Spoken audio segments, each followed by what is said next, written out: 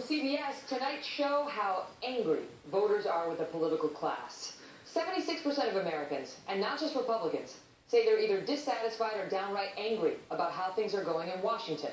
On top of that, 3 in 4 Republicans say our government is not working the way it's supposed to because of fighting in gridlock. And then there's clearly something that has Americans upset, an answer the pollsters have not picked up on. When asked to identify the most important problem facing America today, the largest percentage, 3 times the percentage of the next response, say the largest problem facing this country is other. What the heck is other? Glenn Beck knows. He's the founder of The Blaze, a #1 New York Times bestselling author, and he's now out with a new book for the Christmas season called The Immortal Nicholas, which we're going to talk about in a bit. Glenn, great to see you. Other? What the heck is other? I have absolutely no idea. No idea. I will tell you this, Megan, that as I was listening to you here, I think all your guests so far have made really, really good points. But when you look at the anger, what's happening is I really watch the Democratic debate. And I really listen to them. And the one that stood out to me that I think is the one that every Republican candidate should listen to is Bernie Sanders. Take away everything of what his solutions are, because his solutions just don't work. He says we need to be more like Denmark. The Danes are running away from socialism. They can't get away fast enough. They say we should be more like Europe on guns. There's a story out today that Europeans are clamoring for guns now because they feel unsafe, and they're trying to get their governments to listen to them. Here's what Bernie Sanders says that the Republicans need to pay attention to. He said, if he said it once, he said it 10 times. A version of this, but mostly this.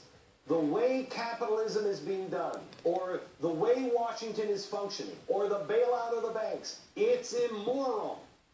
And I thought to myself, listen to him. He's talking about morality, and he always followed it with, it's immoral and everybody knows it.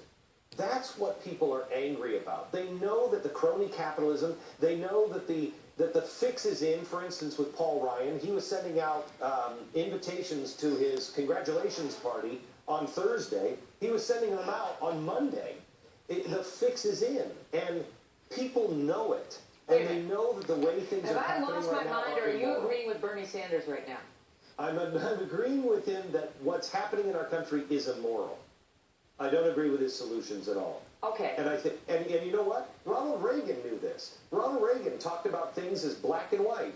Taxes, higher taxes. It's immoral to take more money from people. Bernie Sanders is okay with potentially up to 90% taxes. 90. He's going to let you keep 10% of your money, Glenn. I know. Wait a minute. That's why I say I don't agree with any of the solutions. I agree with what he said. What he's connecting with is the same kind of thing that Donald Trump is connecting with, and I don't agree with Donald Trump at all.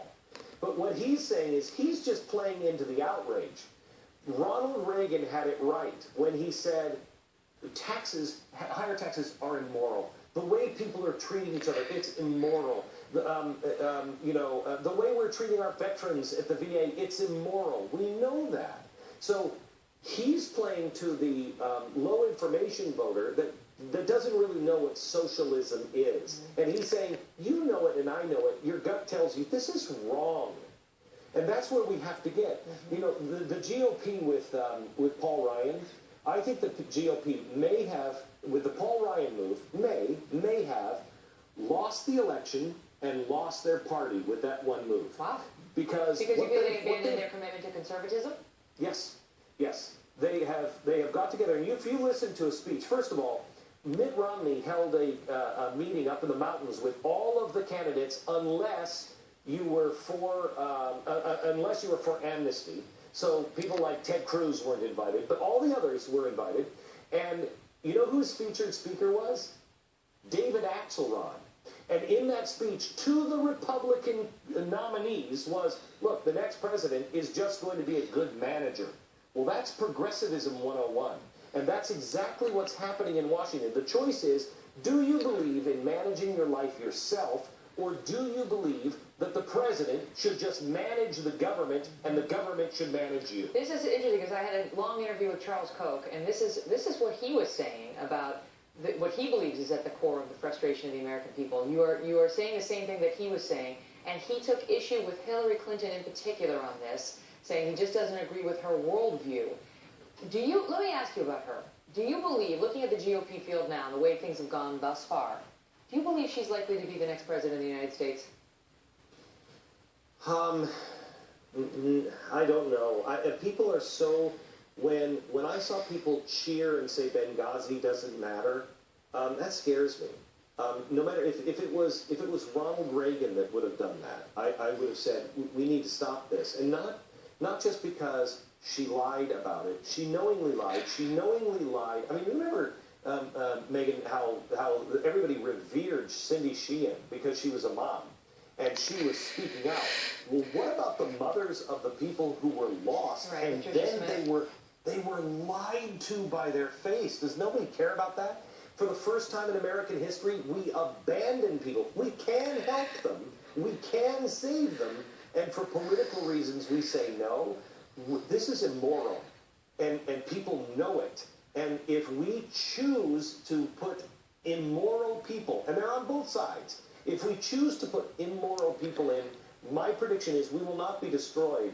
We will turn into the darkest nation ever to grace the earth. We are going to be a very bad nation because of the things that we have at our disposal. And if things don't matter to us, if right and wrong doesn't matter, gosh, there was the video that came out about Planned Parenthood yesterday.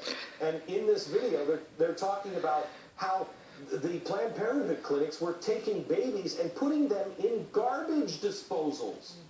And they said, if this ever comes out on the front page of the New York Times, we're dead. Well, that's on tape. The New York Times has it. They've chosen to say, and really kind of the American people have kind of got along with it, that it doesn't really matter. It does. I got to stand you by, even though clearly there's more to discuss. Thank you for the first segment, but we're not done with Glenn quite yet, because ahead, we're going to ask him about the moment a far-left cable news host got very upset over someone using the term hard worker. That's now apparently politically incorrect. Plus, the FBI and the DOJ